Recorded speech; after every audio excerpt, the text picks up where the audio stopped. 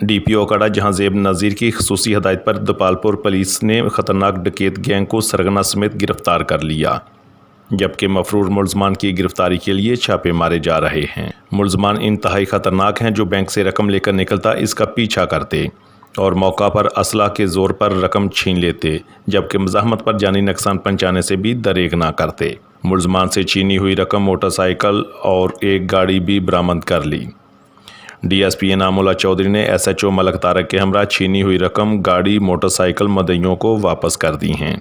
इस मौका पर डीएसपी दपालपुर सर्कल चौधरी इनामुल्लाह ने एसएचओ मलक तारक और उनकी टीम के लिए नकद अनाम और तरीफ़ी सर्टिफिकेट देने का भी ऐलान किया है। इस मौका पर डीएसपी इनामुल्लाह चौधरी ने सहाफ़ियों से गुफ्तगू करते हुए कहा,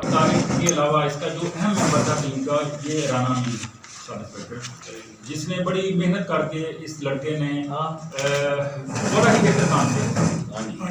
सर, इसमें मुद्दइयों के नाम नहीं लिखे हुए जिसमें जिनको पैसे वापस किए हैं, कितने किए।